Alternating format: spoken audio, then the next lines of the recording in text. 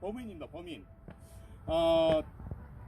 예전에 16세기에 영국에서부터 산업혁명이 발달이 됐어요. 산업혁명이 나오니까 뭐가 생겼냐면 계급이 하나 생겼어요.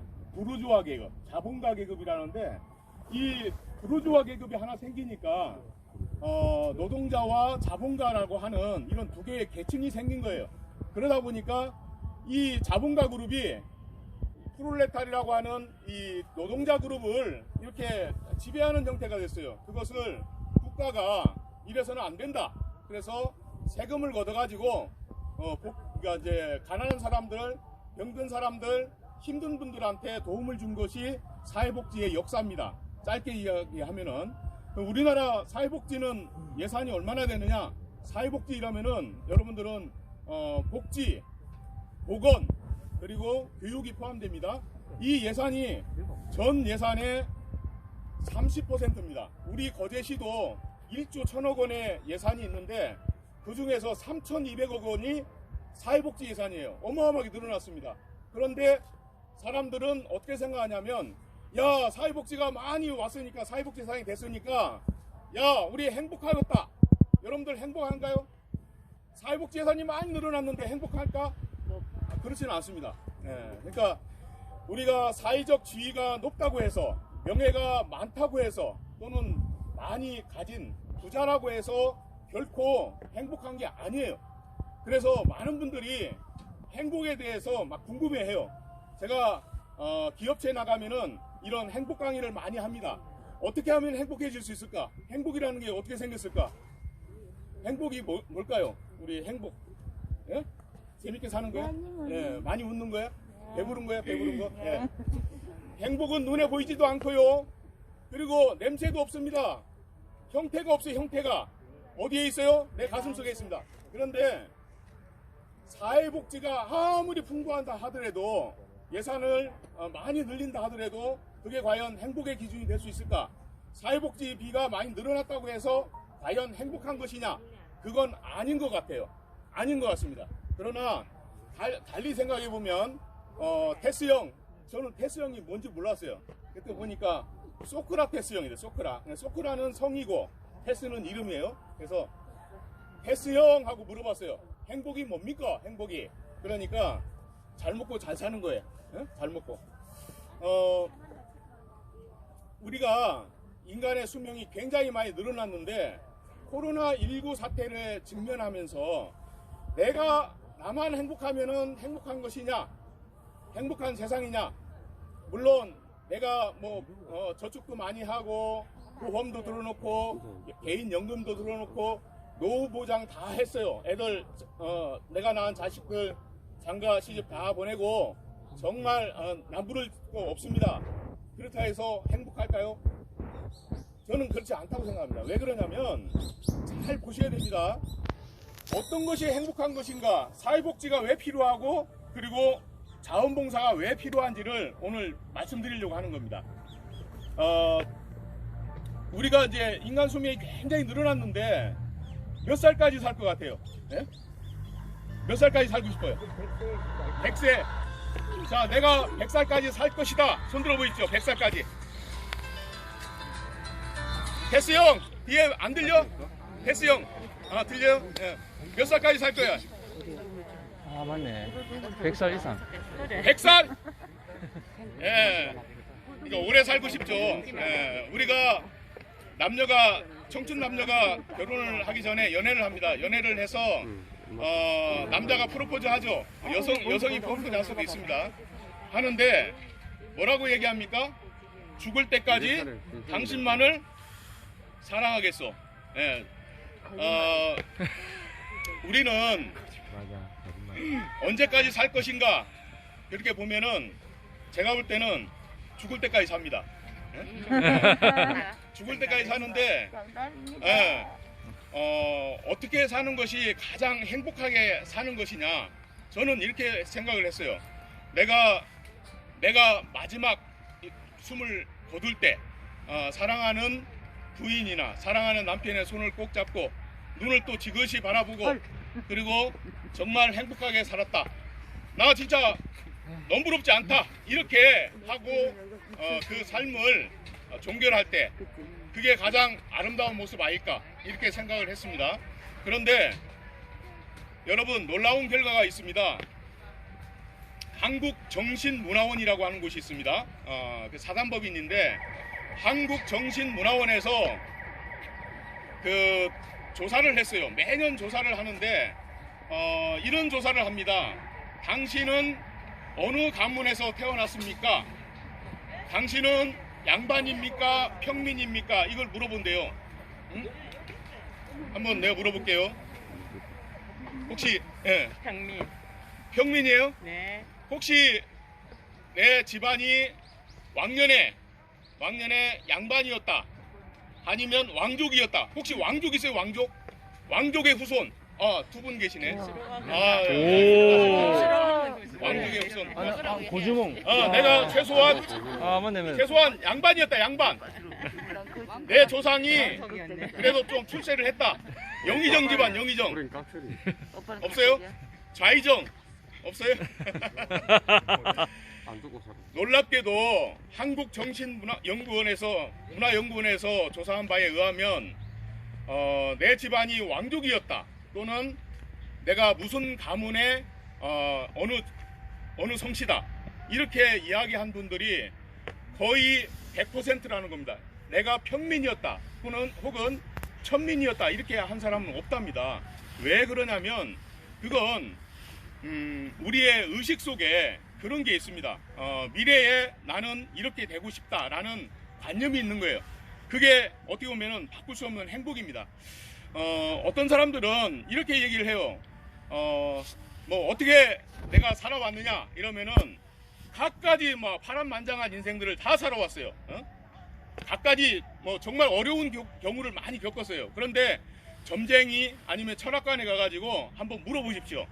가장 좋은 그 점쟁이는 뭐라고 얘기하냐면 신년운수 보잖아. 신년운수. 그러면은 항상 이렇게 얘기합니다. 정말 초년운에 너무 힘들었는데 말년은 굉장히 좋아요.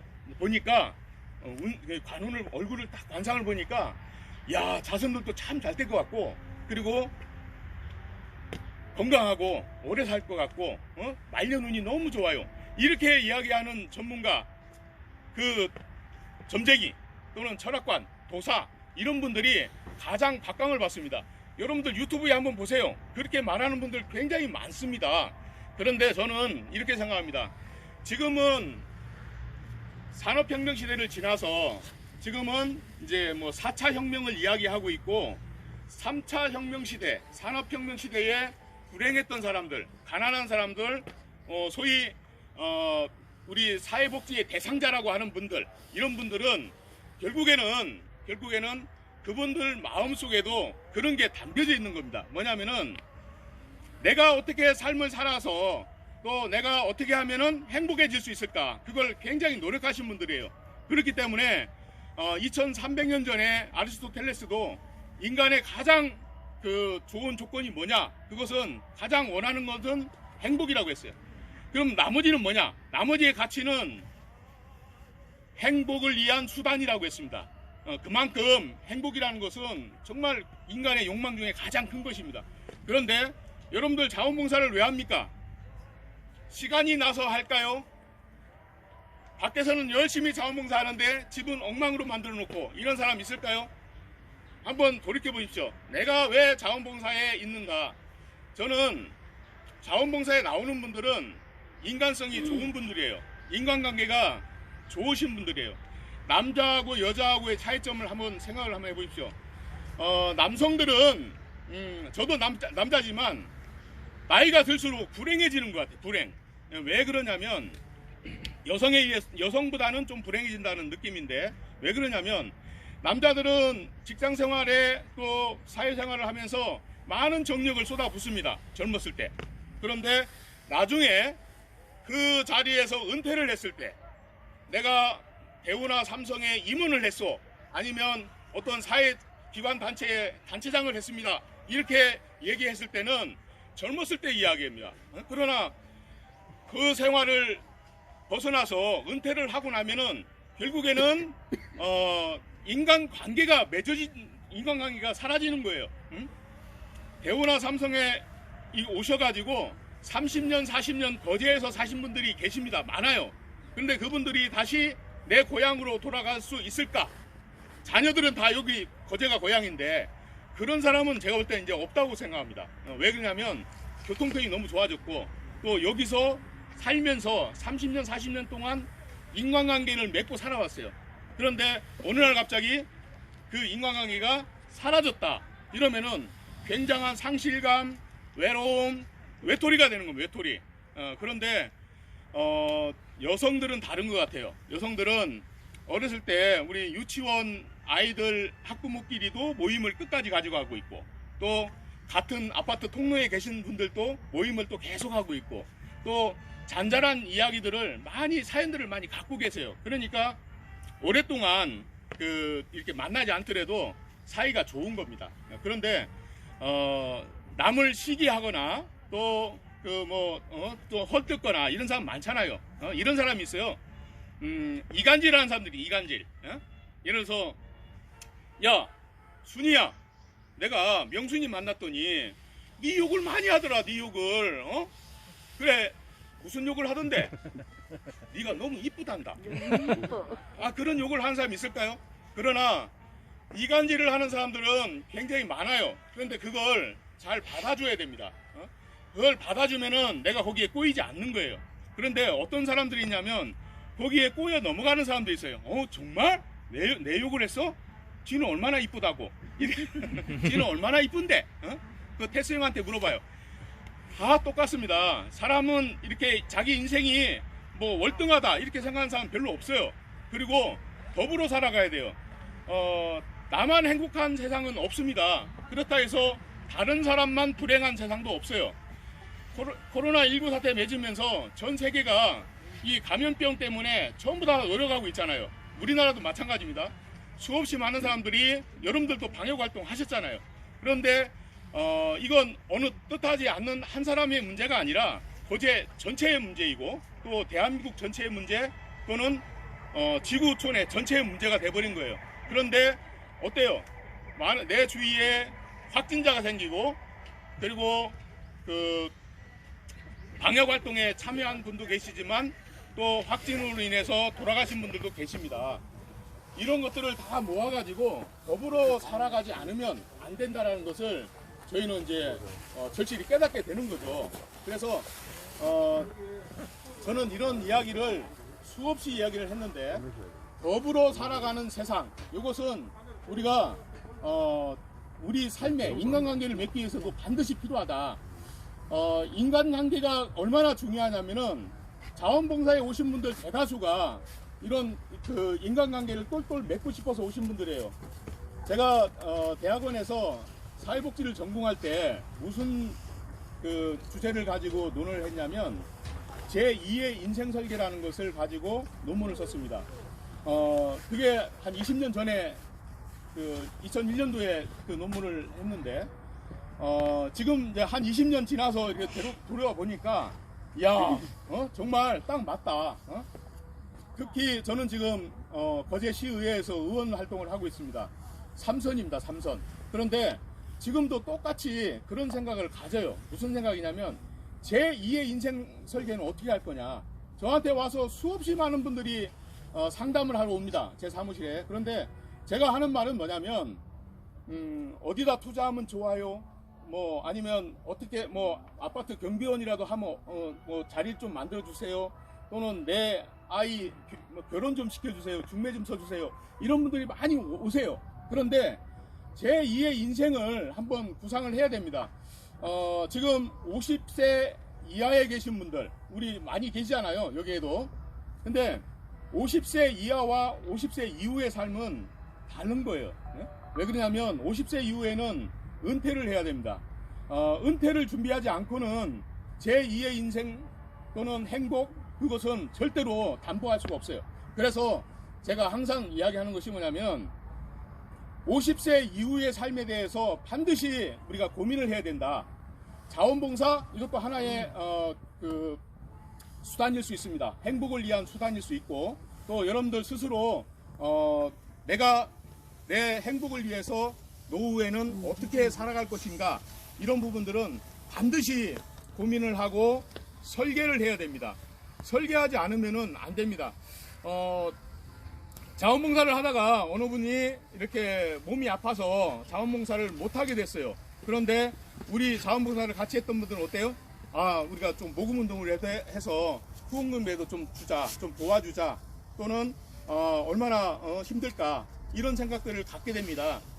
그러나 그러한 제2의 인생 설계를 준비한 분이 있다면 내가 노후에 그런 걱정하지 않고 살아갈 수 있는 터전을 만들어 놨다면, 자식에게 의존하지 않고 내가 내 스스로 내 삶을 마지막까지 내 주위에 내 아내와 남편, 또는 내 주위의 동료, 자원봉사자, 이분들하고 살 수 있는 이 터전을 만들어 놨다면, 그러면은 그게 행복이 아닐까 싶습니다. 그리고 또 한 가지가 있습니다. 또 한 가지가 뭐냐면은 내 가장 가까운 사람을 사랑해야 됩니다. 사랑. 자원봉사를 하면서 사랑하지 않으면 안 돼요. 제가 예전에 그 자원봉사를 하면서 장승포에 있는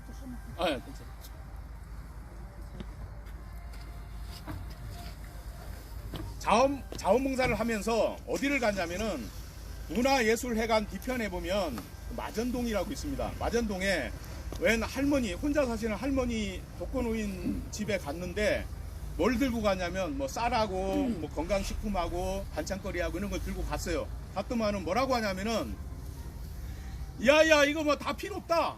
내가 얼마나 살 길었고 지금 쌀도 그득 있고 내가 먹어봤자 얼마나 먹겠노, 이래가지고 막 화를 내시더라고. 그래서 어머니 와 그러노? 우리 뭐 나쁘나? 좋은 일 하러 왔는데 와래 역정을 내고 그러노? 했더만은 하시는 말씀이 이런 얘기를 해요. 야야 나는 이거 다 필요 없다. 필요 없고 고마 저거나 고추 주라, 이러는 거예요. 그게 뭐였냐면 처마가 그 태풍에 치고 나니까 이게 비만 오면은 이게 막 집 안쪽으로 비가 막 쏟아지고 이러는 거예요. 그래서 저희들한테 요구한 게 뭐냐면 저거 그 처마 저거나 좀 고쳐주라, 이렇게 얘기를 한 거예요. 그래서 저희가 그 다음 주에 재료들을 사가지고 철공소 저걸 사가지고 가서 기둥도 세워주고 처마를 말끔하게 지붕을 수선을 해줬어요. 그랬더만은 그 어머니가 너무 좋아하는 거예요. 왜 좋아하느냐? 남이 못 해주는 걸 해줬잖아요. 예? 남이 못 해주는 거. 그러니까 우리는 그런 거예요. 내가 원하는 거, 또는 다른 사람이 원하는 거, 이걸 해주려고 해야 돼요. 그게 뭐냐면 이심전심. 자기 마음을 알아주는 사람을 좋아하게 되잖아요. 예? 내 마음을 알아주지 않으면 그거 안 돼요. 저도 정치를 하고 있지만 아무리 정치를 잘한다고 하더라도 혼자서 할 수는 없고요. 또 이런 거예요. 내가 그 사람 마음에 쏙 들어가 가지고 당신이 어려운 것을 내가 해결해 줄게. 어떤 식으로든 당신 내가 필요하잖아. 이런 마음이 들어야만이 그 사람이 나를 신뢰하고 믿게 되는 겁니다. 그렇지 않아요? 네. 테스 형 들려요? 테스 형? 네. 저희 하나도 안 들려요. 예. 어쨌든 제가 말하고자 하는 주요 요지는 이런 겁니다. 자원봉사를 할 때 그냥 나오지 말라는 거예요. 사랑을 가지고 나와야 됩니다. 사랑. 예? 그러니까 내가 내 혼자 행복하기 위해서 자원봉사에 막 나온다? 그것도 행복할 수 있을까? 저는 그건 아니라고 생각하는 겁니다. 뭐냐면 내가 행복하기 위해서는 내 상대방, 내 주위에 있는 사람들이 다 행복해져야 된다. 나만 행복해질 수는 없는 것이다. 더불어 살아가는 것이다. 이 공동체다, 공동체. 이런 마음을 가져야 된다는 거예요. 우리가 오늘 이 착복식을 하면서 이 옷을 입었는데 이 옷을 입고 있는 순간이 굉장히 행복하다. 이게 느껴져야 되는 거예요. 그러나 사랑이 없으면, 내가 사랑하는 마음이 없으면 아무리 미사여구를 막 가지고 당신 사랑해요 하고 외쳐도 사랑의 마음이 안 오는 거예요. 예? 그러나 달리 생각하면 정말 어렵고 힘들고, 그리고 가난하고, 또 내가 도움을 줬을 때 지푸라기라도 잡는 심정으로 그걸 잡을 수 있다면, 그러면은 그 사람은 행복해지는 것이다. 내가 얼마만큼의 사랑을 베풀었느냐, 이것을 곰곰이 한번 생각을 해봐야 돼요.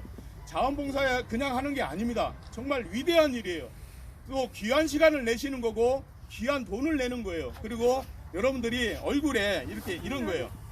자원봉사 특강하러 제가 다니면은 전부 다 이렇게 눈이 선해요, 선해. 그리고 정말 운이 이렇게 탁 트이신 분들, 저기 철학관 안 가셔도 돼요. 제가 볼 때는 여러분들이 그 철학관 역할을 하셔야 되는 거예요. 여러분들은 충분히 가능하다고 봅니다. 오늘 계룡산에 올라가셔서 계룡산의 전기를 듬뿍 받고 또 지금 울긋불긋 지금 단풍이 많이 들었잖아요.